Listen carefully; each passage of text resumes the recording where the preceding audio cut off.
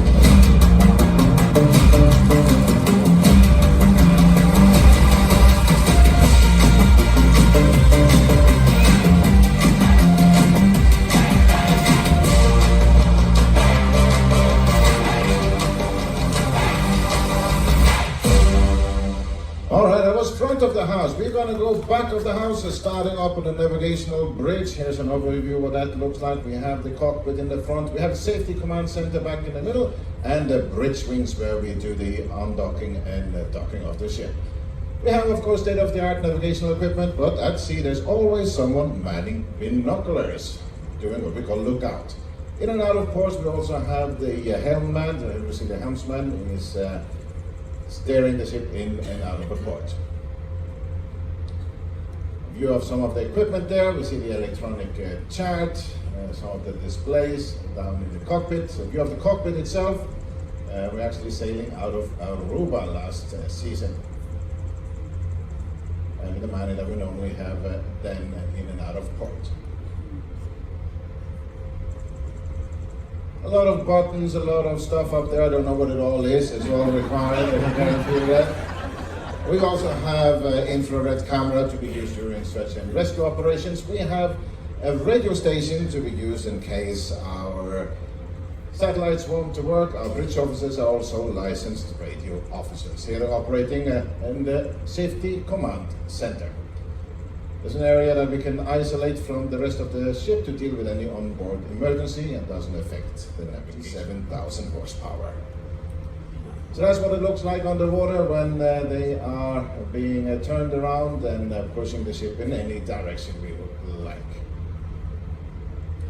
In the front of the ship, to move the bow sideways when we dock and undock, we have 4 bow thrusters, about 21,000 horsepower available between the 4 bow thrusters.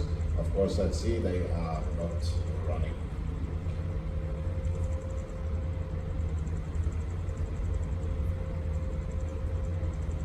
And when we apply power in both ends, we can spin around a dime and make donuts, etc. Very maneuverable. There we go.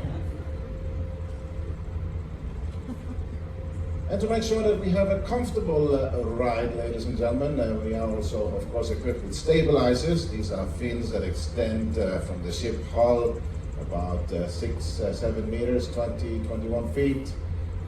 There's a flap in the back, just like on the wing of an airplane, controlled by a gyroscope, measures the motions of the ship and takes away the rolling motion as much as possible. View of the bridge team up here. We got all nationalities, male, female, all ages, all sizes. We're all about diversity and inclusion in Royal Caribbean, and that's represented up here. about 10 different nationalities. Same down in our engine control room. Here we see second engineer Eva. She's actually now promoted to first engineer, one of the first female first engineers in the fleet. Yeah. So they're operating down in the engine control room. We have a second engineer and a third engineer on duty 24/7 to look after all the technical equipment, the power plant, ventilation, freshwater production, etc. And from there we will also take a trip down to the engine room and see what it looks like there. We also call that our power plant. It all comes from the same source. That's why we're referring to it as a power plant, either being the hotel load with lights and air conditioning and so on. It also produces electricity to our propulsion and power fixtures. That's one of our 4 main engines here. As I mentioned, a lot of horsepower. About 98,000 horsepower can be produced now from our power plant. Nice and clean engine space, as you can see. Now we'll quick walk through the engine spaces, and we have a look at the freshwater production plant. We can produce close to 3,000 tons of potable water a day. So we are self-supplied with potable water. We go down to the laundry. We got to do that ourselves as well, of course. Clothes, linen, towels, tablecloths. We're going to do a little bit of money laundering too, if that's necessary. Thank you for understanding that's a joke. And then we take a trip through our main corridor on board. It's called I-95 after the main highway in Florida.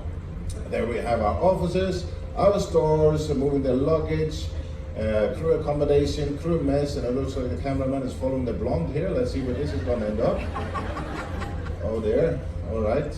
We move all the way to the front of the ship. And, okay, good. She left. And we go through the crew mess and end up in the crew cafe. We have to visit the galleys, of course. We have about 220 cooks and chefs that are spoiling us all every single day. This is from our production galleys. We have those on deck 3 and 4, main galleys. We also have smaller galleys around in specialty restaurants, up in the Windjammer, the crew mess. A little organization by every station. We have a hotline, we see here, we have soup station, salad station, bakery. That's where it smells really, really good. Down to the medical facility, they have been a little bit busy today. I don't know if you heard my announcement, but we are doing okay. A team of 3 doctors and 5 nurses are looking after all our well-being. This is from the ICU where they are attending their patients. And this is from last week's heart transplant. I don't know if there was, looks like it's getting, it could have been getting better news, so let's, all right. It ended well, I'm sure. We are still in the medical facility. More traditional equipment. And chief surgeon right here getting ready for today's operation. Of course, in the maintenance department. 365 days a year we have to maintain the ship, keep her ship shape, as we say, and do so without disturbing your vacation. That's not always an easy task, but the team is doing a great job at it. We also have a cruise shop on board. It's not easy to get ashore to do shopping for the crew every day, especially a day like today. So we have to provide the most important stuff. You see that includes potato chips, deodorants, toothpaste, etc. And we have, of course, the crew mess, because the crew, they eat on board as well. There's a healthy station there. I only see it on TV. I have no idea what it is. So this is an operation almost 24 hours a day. There's always someone working, someone that is hungry. Great food. I'm a living proof of it. We go from there to the crew gym. We have gym facilities for the crew as well. I should be just around the corner there. Oh, sorry, it must have been a different day. It must have been a different day. Crew area, we got pool tables, activity room. We are down in the crew cafe. We actually have 4 crew bars on board the Odyssey of the Seas where they can spend their time off. And as we see here, it is only Coca-Cola being served. The crew out deck, where they can get some fresh air, and the smoking areas here. We have a chill out area in front, and also on top there is the crew sun deck. So they have also their own private area where they can relax and get some fresh air. So a little bit about passenger ship history, here represented by two remarkable ships, about 100 years between these two. The one in front is, thank you, and the big one in the back is the Oasis class, our biggest cruise ship, part of Royal Caribbean. And that is what they would look like if you put one next to the other, and you would see that Titanic will be a big ship even today. Next 100 years, what are we going to be looking for?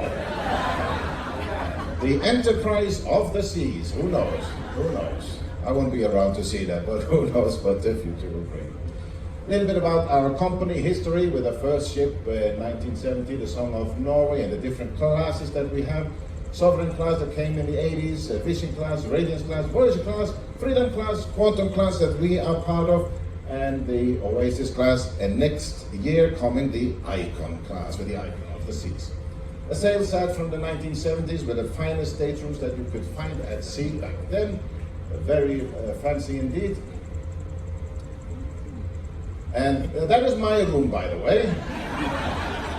I wish.